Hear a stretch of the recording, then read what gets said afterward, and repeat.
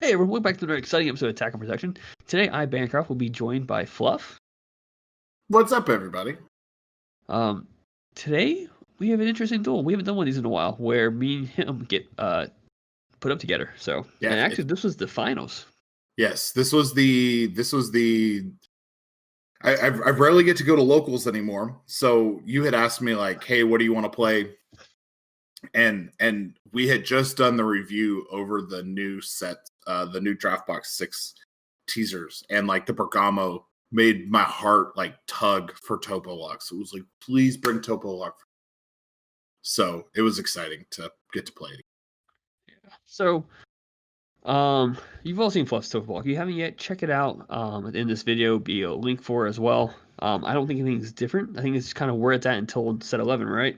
I think just real quick, I took out the metacoolers or the metacooler counter, and I think retaliation.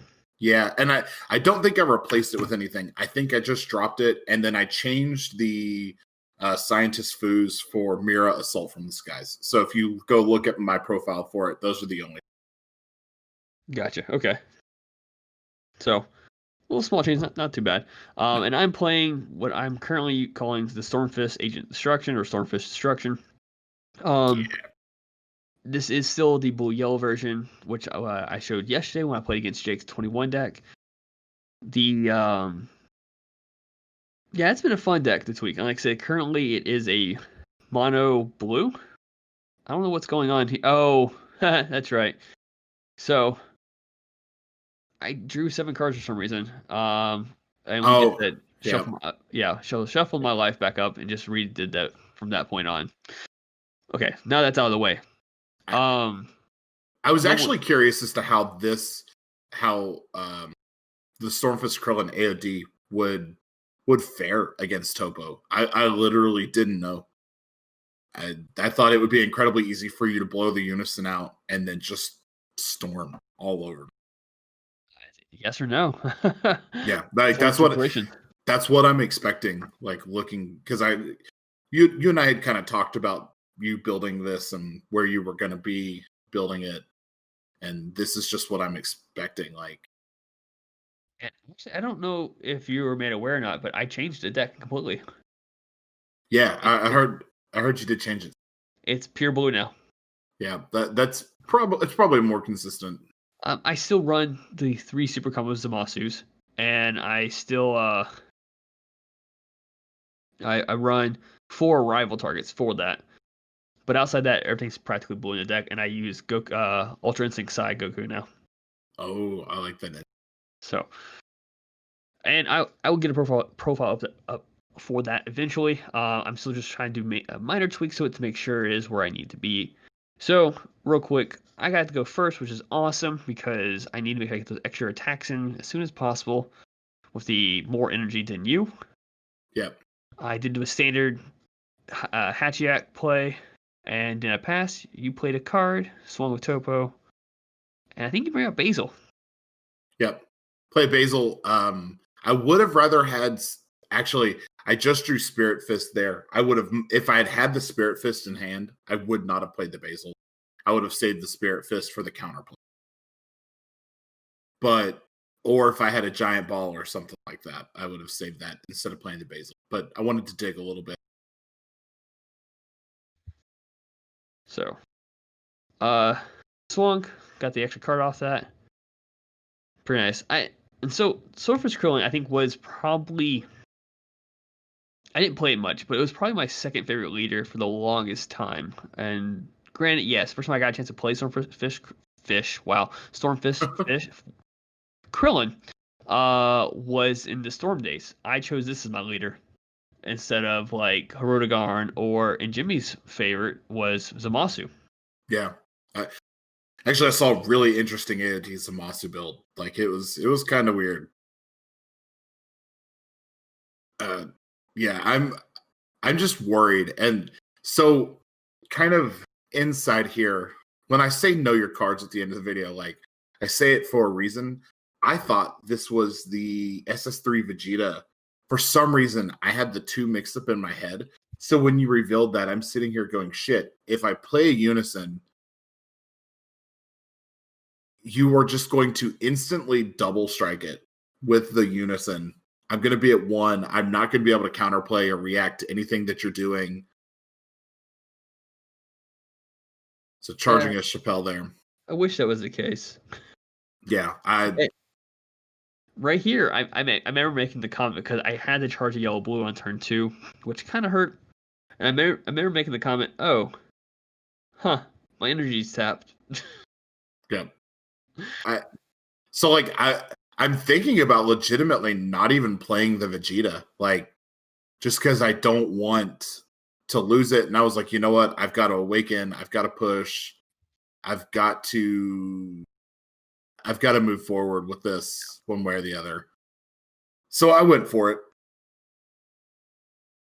So you're awakened, and I managed to get down to 6 life, like I always try to do beforehand, just so when you awaken, you don't get any extra cards. I mean, if I could do crit at you, I would instead, but it is what it is. Yep. So I'm like, gosh, like, do I use Vegeta's ability? Like, I don't think 3 energy matters for you. Like, I don't think you're gonna like be able to put something big outside of a rival in. And I wasn't sure if you were playing a rival actually. I wasn't sure what was happening here. So I'm like, I don't think it's worth it to activate the -1 on that Vegeta.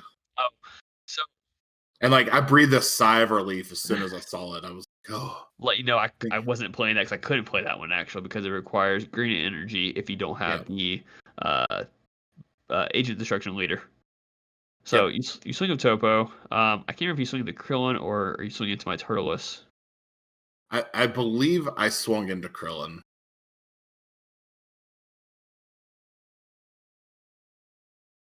I still have 2 life, which makes sense because I went first. Yes. All right. On the bottom of the deck is a Chappelle. So it's like, oh my god. Oh yeah, because that card's activate battle. I wish you could get that to activate battle. Yeah, it's really good if I don't know like what the implications are for activate battle exactly. Maybe if you get it on your life, your opponent's tapped out. Next battle phase, you can play it, punish with like a row or something. I'm not sure. So you swing a Chappelle. I do believe the Chappelle is into the Bardock. Turles. Or sorry, into the Turles. I know I don't want to give you the ability to awaken, and then I'm like, crap, I could have just swung it as leader anyway. You self-awaken on the front side, so. And I actually prefer to awaken, self-awaken like that because it gives me 1 extra draw on my turn. Yep. Because typically what happens that the leader on awaken side gets a draw naturally. Yeah, it does, doesn't it? Yeah. Yeah, on the front side though, I can take a life and a draw a card. Another draw. So that's 3 cards into your hand. Yeah, I should have attacked. But I think I swung into the Turles again. Well, it's 2 on non-awaken and 1 on awaken, but awaken allows me to draw 1 into my turn, so I can potentially get 3 on when I awaken. And I don't know. I mean, your deck gets a lot of combos, a lot of cards in hand, I think, actually. So I think that was the best choice, was getting rid of that trunk. And I realized yesterday when I was playing this variant, I didn't play Not Senzu Bean, sorry. I didn't play Flying Nimbus. Yeah. I don't know why. Oh, wow. Why. Yeah, you probably should have. Well, I don't know. Flying Nimbus is so weird right now. Like, I run 3 in Toppo Lock, and, like, I just wish there were a better negate. Like, Flying Nimbus is good. It does what it does, but there are just some matchups where it's a weird card. Oh, it was good before Unisons became a thing. Yeah, now that Unisons are out, like, it just depends on the deck. Yeah. I was happy to see that you comboed 2 cards out to save the Turles. That was honestly my hope, was to make you combo things out. Well, it also gets me to where I need to, because I need to Dimension Magic with life now. Yep. But I wanted fewer cards in your hand. The fewer cards, the more you can vomit them out. Yeah, so but I draw enough of this deck, so that's the bright side. That was my thinking anyway, moving forward. I don't know if that was the right thinking, but I was like, if I can swing at it with 15, he's got to waste 1 card or lose the Turles, which is a searcher. Yeah. So So potentially in this turn, draw a card. Swing of Turtles, get a card for that. Swing of Leader, get 2 cards there. Get another card at the end of my turn. Then the Chappelle will activate. And I'll rest mode your multicolor, I believe, just to break down the... Yeah. And I did that on purpose. Well, sure. Because, you've got to bait it out, right? Like you've got to get rid of that effect. Like you've got to play through it. You can't if you don't do anything, then I'm winning, guaranteed at that point. Looks like I have Slug in my hand. Forgot about that. Let's see. Your Vegeta's what, at 3 right now? The Vegeta's at 3. Yeah. Did you? You swung at the leader. So then I tap. I don't know why I chose to do that instead of going to your Unison. No, I was swinging to Chappelle. Oh, right. You were trying to get the Chappelle off the field. Okay. Yeah.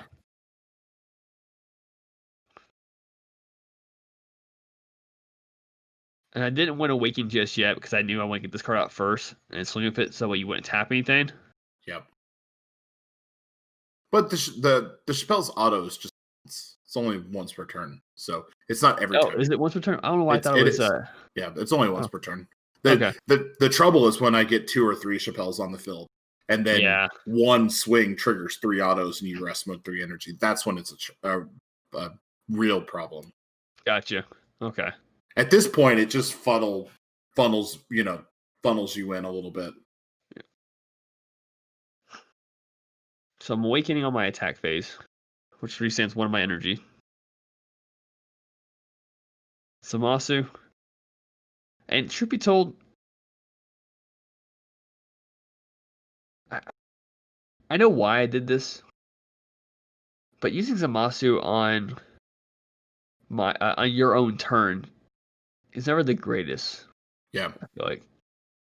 And like I said, the reason why I did it was get the Aegis out in the field. That way, then your defensive stuff, during my defensive stuff, I can activate. But I still could have Zamasu arrival Aegis, I still could have done it in that order. You still could have.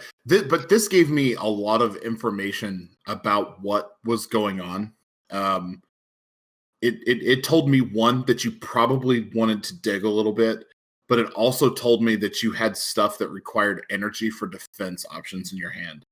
And you might have also been wanting to be a little bit more aggressive with that Bojack, but I stopped it with the counterplay. Yeah. So it gave me those little bits of information. And this, I think, is the downside to Aegis. Like, the more that I play with Aegis, I love it as a skill. Like, I played it in the blue, yellow, go Tinks, and I really loved it there. Like, it really outperformed what my expectations were. So I know how strong Aegis is. Yeah. So you got 3 open energy. I have more than 5 cards tapped right now as well. Yeah. So I went on ahead and activated the Basil's effect. Just in case you get that Aegis off.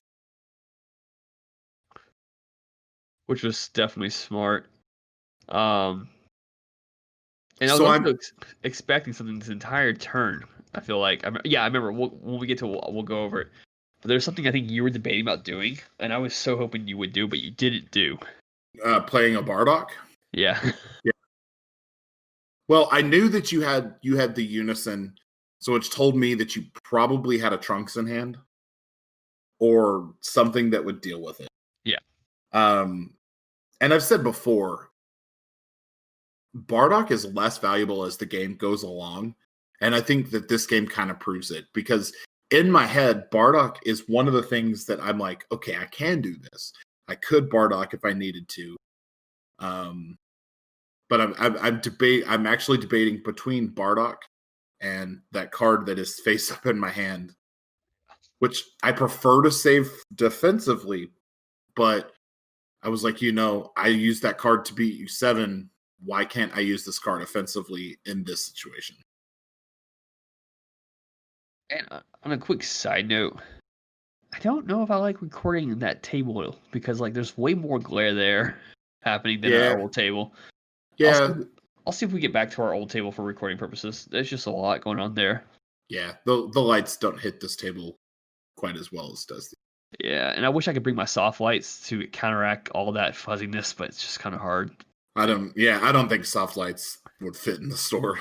Well, it just having a top light won't help it either, though. Absolutely.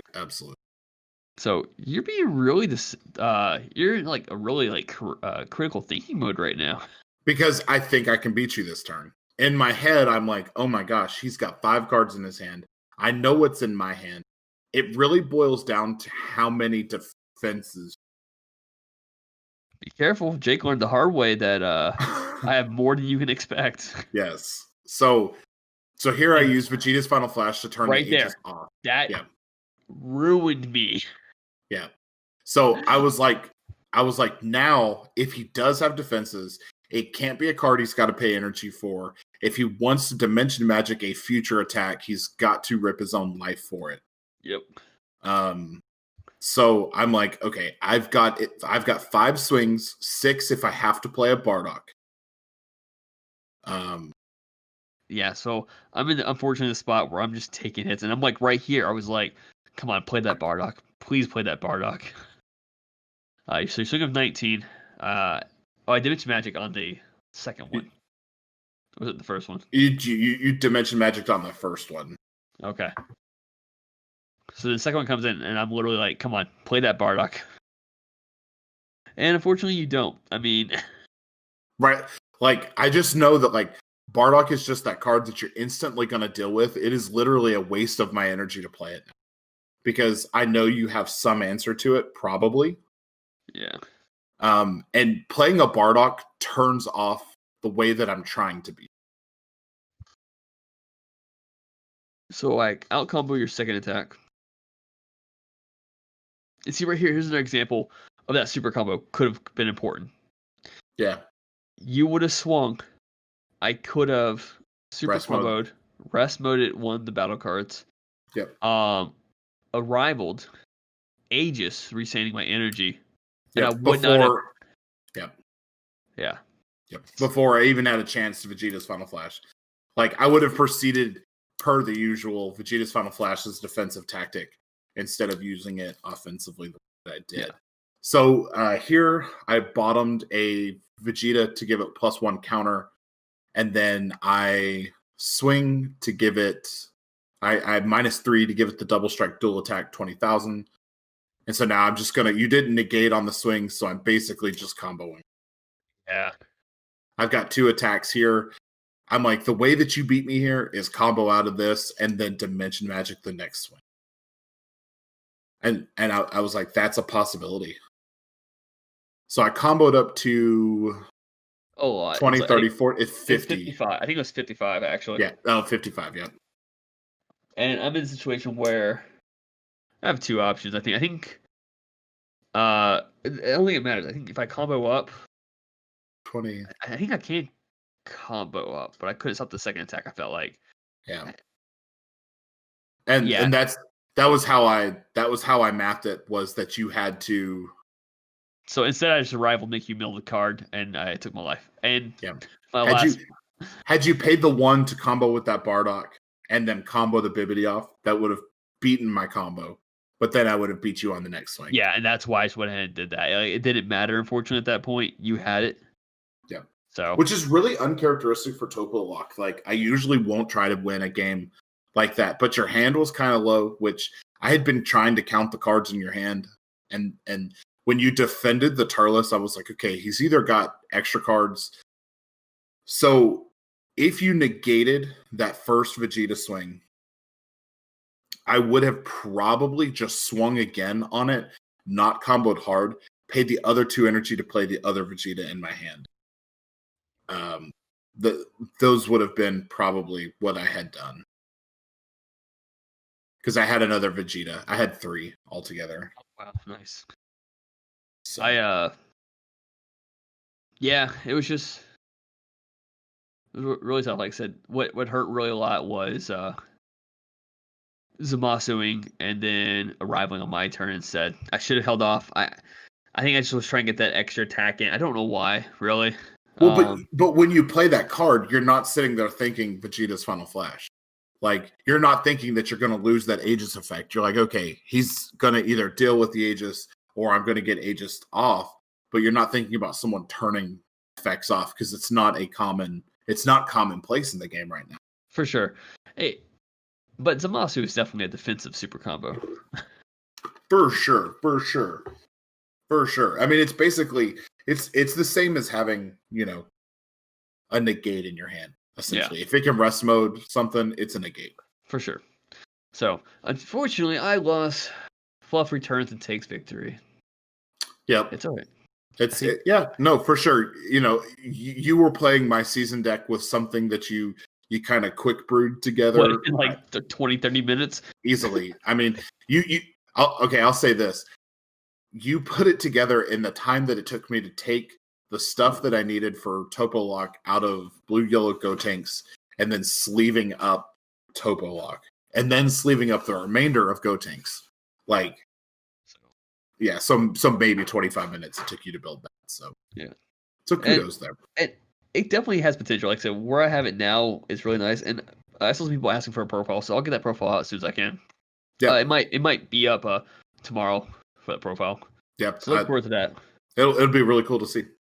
Of course, this is a more pure blue version. It's not what you see here, but a lot of it is still there. But I'm sure you'll have some gameplay on that soon. Yeah, I'm taking a new deck to the tournaments this weekend.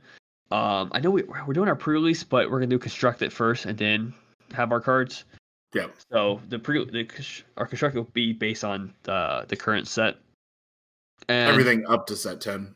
I know me and Jake are gonna do a rematch between my Stormfist versus his 21, but my Stormfist would be the almost pure blue, like 99% blue. It's been a lot of 21 on the channel recently. Yeah, it's because Jake stole my profile, but it's all good. He made his own. It's completely different now, and we are getting a profile for that as well because it's really good now. Good deal. So he still has 3 of my cards in that deck, though. Yeah, it's funny. It's funny how he was like, "Hey, Bancroft's playing 21. I'll do it, but I need 3 cards." Bancroft gives him the 3 cards, and it's like a really good deck. And my deck no longer works because I can't find our extras. I know we have extra 60s, but we're getting carried away. Thank you for tuning in. Like always, if you enjoy our content, hit that like, subscribe button. Let us know you're there by putting it in the comments. And if you want to see more of this content, hit that bell as well. And if you're a fan of random stuff, check out our Sunday stuff. We have new things going up there every Sunday. This past Sunday was Among Us, where we played a few rounds. I found a really good round, and I put that one up on as the review. And then I showed a lot of times of me just dying, which was awesome as well. So check that out. Hope you all enjoy that. And yeah, I'm not going to reveal next week. So next week's is fun. I would say next week's is more cute than just fun. If you like animals, it's an interesting look into someone's life. Yes. Okay. So, but like always, we appreciate it. And Fluff, if you don't mind. Hey guys, as always, make sure to read your cards, know your plays, and like always, Fluff out.